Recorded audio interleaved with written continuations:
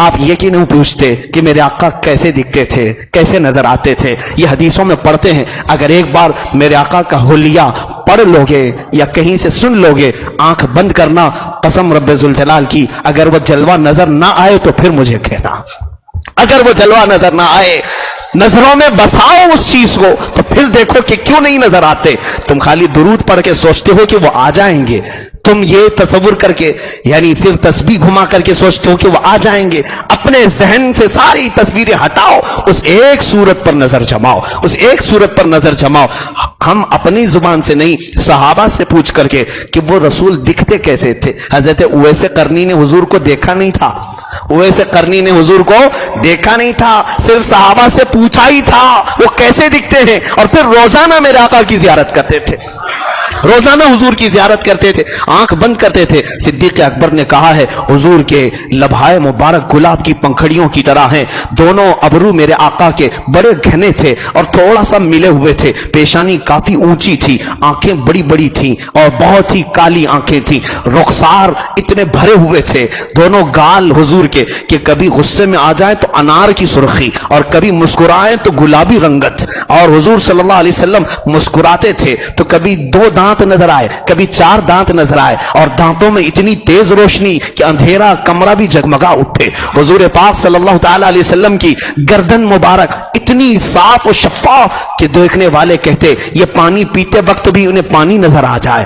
اور بال مبارک, اللہ اکبر, جس کو قرآن کہتا ہے واللیل اذا سجا, وہ بال حضور کی زلفیں یہاں سر سے نکلتی ہوئی کبھی کندھوں پر بل کھاتی تھی, کبھی کانوں کو بل کھاتی تھی. اعلیٰ حضرت نے کہا ہے کبھی یہ زلفیں چہرے پر آتی تو ایسا لگتا تھا کہ یہ دن کے اجالے پر رات چھا گئی ہے, یہ دن کے اجالے پر رات چھا گئی ہے, اتنی تیز کالی زلفیں. اور حضور صلی اللہ تعالی علیہ وسلم کا قد مبارک بہت لمبا بھی نہیں, بہت ناٹا بھی نہیں, لیکن اتنا ضرور تھا کہ سارے صحابہ میں جب بھی حضور کھڑے ہوتے سب سے زیادہ بلند میرے آقا نظر آتے تھے.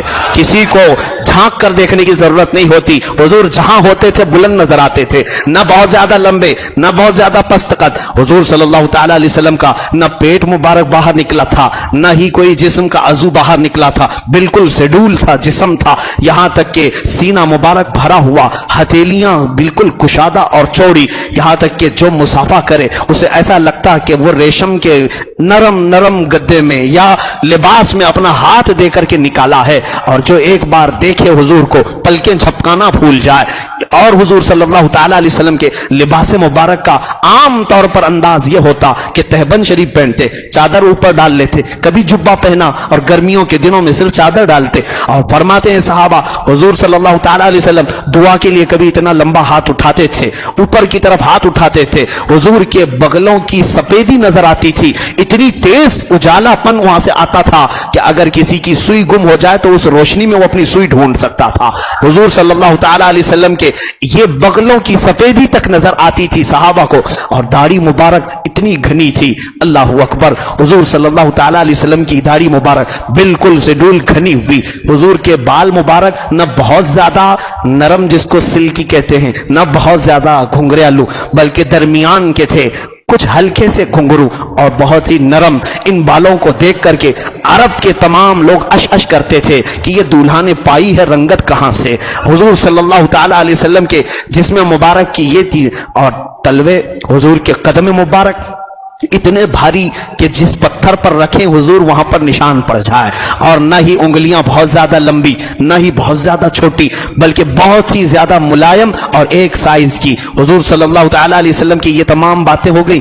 اس کے علاوہ سب سے بڑی بات تو یہ تھی کہ صحابہ سب سے زیادہ جس چیز کی طلب میں رہتے تھے وہ میرے آقا کے پسینے کی طلب ہوتی تھی. کہ گرمیوں میں ام سلیم کہتی ہیں کہ میں حضور کے گھر پر آنے کا انتظار کرتی, دوپہر میں میرے آقا آتے, کبھی میرے گھر سوتے تھے, حضور کی پیشانی سے کچھ بوندیں ٹپکتی تھیں, میں اس کو شیشی میں جمع کر لیتی تھی. حضور ایک دن بیدار ہو گئے, پوچھا ام سلیم کیا کر رہی ہو؟ کہا یا رسول اللہ اس کو ہم عطر کے طور پر جمع کرتے ہیں اور دلہنوں کو لگاتے ہیں اور خوشبو کے طور پر ہم استعمال کرتے ہیں. میرے آقا صلی اللہ تعالی علیہ وسلم کے پسینے مبارکہ میں اتنی تیز خوشبو تھی کہ امام نے فرمایا جن دلہنوں کو حضور کا پسینہ لگایا گیا تھا ان کی 7 پشتوں تک ان کی اولاد میں وہ خوشبو آیا کرتی تھی.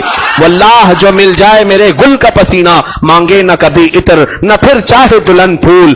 آقا صلی اللہ علیہ وسلم کی بارگاہ میں امام اہل سنت نے جو فرمایا ہے، سر تاب قدم ہے تن سلطان زمن پھول، لب پھول دہن پھول زقن پھول بدن پھول، اور مانگے نہ کبھی عطر نہ پھر چاہے دلہن پھول۔ کیا بات رضا اس چمنستان کرم کی، زہرا ہے کلی جس میں حسین اور حسن پھول۔ اس مصطفیٰ کریم کا تصور کرو جو میں نے تمہیں بتایا، اب پھر آنکھیں بند کر کے میرے آقا کو تصور میں جماؤ، پھر دیکھنا تمہیں مسکراتا ہوا چہرہ وہ نظر ضرور آئے گا۔ تم کو میں نے گلابی رنگت بھی بتائی، ان کے رخساروں کی سرخی بھی بتائی، ان کی پیشانی بھی بتایا، ان کے لبوں کی انداز بھی بتایا، ان کی داڑھی مبارک بھی بتایا، ان کا جبہ مبارک بھی بتایا، ان کا امامہ مبارک بھی بتایا، ان کے کان بھی بتائے، ان کی آنکھیں بھی بتائی، ان کے ہاتھ بھی بتائے۔ بس میرے عزیزو تصور یہ جماؤ، ظاہر سی بات ہے ہم کسی سے محبت کرتے ہیں، آنکھ بند کرتے ہیں، اس کے آنے کا انتظار کرتے ہیں، ہماری محبت ہمارے آنکھوں کے سامنے آ جاتی ہے۔